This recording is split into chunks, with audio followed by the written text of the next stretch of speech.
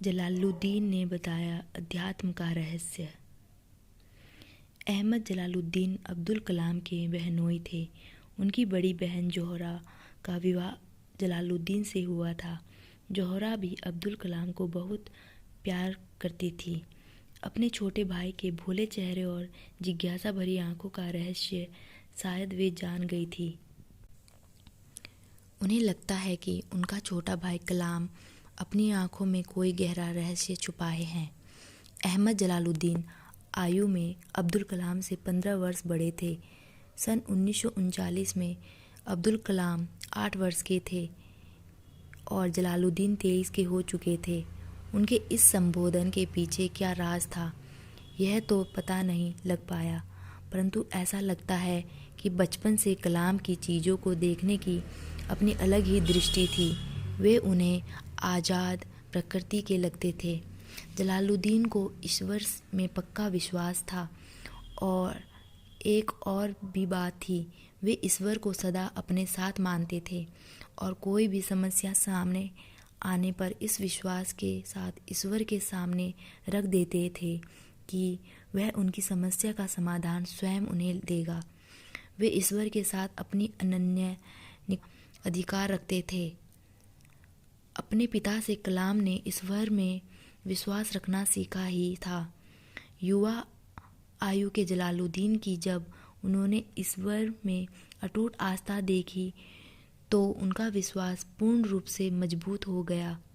अपनी आत्मकथा अग्नि की उड़ान में एपीजे अब्दुल कलाम ने जलालुद्दीन के ईश्वरीय विश्वास पर टिप्पणी करते हुए लिखा है, मैं जलालुद्दीन की ओर एकटक देखता रहता और फिर देखता रामेश्वरम मंदिर के चारों ओर जमा श्रद्धालुओं, तीर्थयात्रियों की उस भीड़ को भी जो समुद्र में डुबकियां लगा रही होती और फिर पूरी धार्मिक रीतियों से पूजा पाठ करती तथा इसी अज्ञात के प्रति अपने आदर भाव से प्रार्थना करती जिसे हम निराकार सर्वशक्तिमान मानते थे।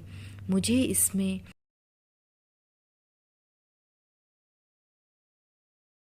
साक्षी मानकर हर काम किया जाता हो और अपने हर काम में ईश्वर को साझीदार माना जाता हो तो उसमें यह संस्कार अपने आप ही पुष्ट हो जाएंगे कि ईश्वर सर्वत्र मौजूद है और हम स्वयं ईश्वर के ही अंश हैं।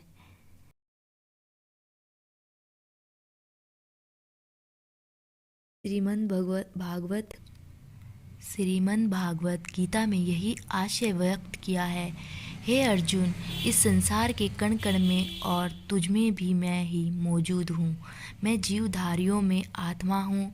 कोई भी इस संसार में मुझसे अलग नहीं है, ना हो सकता है। ऐसा जानकर जो अपने सारे दायित्व मुझ पर छोड़कर अपने आप को निमित्त मात्र मानकर कार्य करते रहते हैं, उनकी सारी जिम्मेदारियां मैं स्वयं निभाता हूँ। भारत में आध्यात्मिक चिंतन की परंपरा बहुत प्राचीन है, बल्कि यह विश्वास के साथ कहा जा सकता है कि आध्यात्मिक तत्व ज्ञान भारत के मनीषियों ने प्राप्त किया है और फिर उसे समूची मनुष्य जाति तक पहुँचाया है।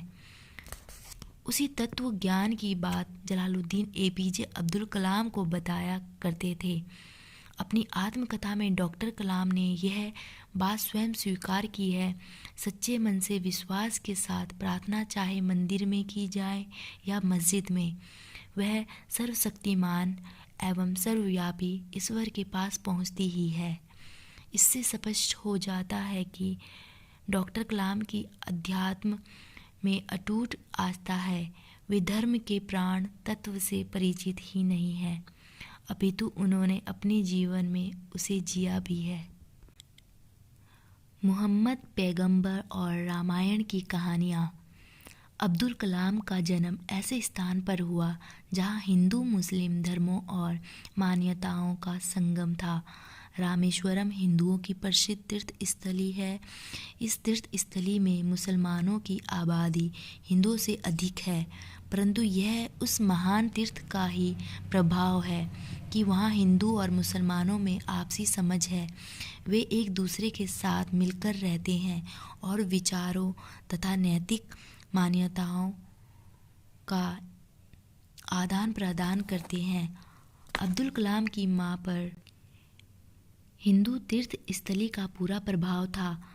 राम और सीता के बारे में अनेक प्रकार की कहानियाँ उस क्षेत्र में प्रचलित थी। रामायण में सभी की रुचि थी। उन्हें मोहम्मद साहब से जुड़े धार्मिक ग्रंथ कुरान का था। रामायण और कुरान दोनों के श्रेष्ठ पात्रों की कहानियाँ उन्हें याद थी। वे इन कहानियों को अब्दुल कलाम तथा उनके भाई बहनों को बचपन से सुनाया करती थी। रात को जब सब सोने से पहले इकट्ठे होकर बैठते तो माँ से कहानियाँ सुनने की जिद किया करते। माँ तो स्वयं यही चाहती थी। माँ का स्वप्न था कि उनके बच्चे महान पुरुषों के गुणों को अपने चरित्र में शामिल करें और अच्छे इंसान बने। कलाम तो बहुत भोले थे। उनकी आंखें बोलती थी, चेहरा शांत रहता था। माँ इन बोलती आंखों की जिज्ञासा का राज समझती थी। रामायण और मोहम्मद साहब की कहानियाँ सुनाकर माँ कलाम को चरित्रवान, दृढ़ संकल्पी और अपने जीवन में बहुत ऊंचा काम करने दिखाने वाला बनाना चाहती थी। माँ समझती थी कि महान पात्रों की कहानियाँ बाल मन में ऐसे संस्कार भर देती है जिससे बच्चे जीवन में ऊंचे विचारों को धारण करने लग जाते हैं। जिसके मन में ऊंचे विचार हो, संकल्प की शक्ति हो और मन की पवित्रता हो, उसे जीवन में ऊंचाइयों पर चढ़ने से कोई नहीं रोक सकता। ऐसे बच्चे आगे चलकर नया इतिहास बनाते हैं। वे मानव सभ्यता को रचनात्मक दिशा में मोड़ने का दमखम पा जाते हैं और मनुष्य जाति को ऊंचाइयों के उस मुकाम पर ले जाते हैं जहां पहुंचने के लिए ना मालूम कब से यह जाति छटपटा रही है। जमीन पर बैठकर केले के पत्ते पर खाते थे। अब्दुल कलाम का जीवन इतना सरल और संस्कारपूर्ण रहा है कि वह किसी भी उन्नति करने वाले बच्चे के लिए एक खुला आदर्श है। सरलता, सहजता और भावात्मक आत्मीयता कलाम को अपने माता पिता से विरासत में मिली। केरल में केले के पत्ते को सबसे अधिक शुद्ध और पवित्र माना जाता है। रसोई में जमीन पर बैठकर केले के पत्ते पर भोजन करना एक आदर्श परंपरा है। बचपन से ही कलाम को माँ के साथ रसोई में जमीन पर बैठकर केले के पत्ते पर खाना खाने की आदत थी। समय बीतता गया, वे बड़े हुए, स्कूल गए, कॉलेज में उच्च शिक्षा ली और फिर इंजीनियर बन गए। परंतु जमीन पर बैठकर केले के पत्ते पर भोजन करने की आदत उन्होंने नहीं छोड़ी। उनका मानना है कि सादगी जीवन का बहुत बड़ा गुण है।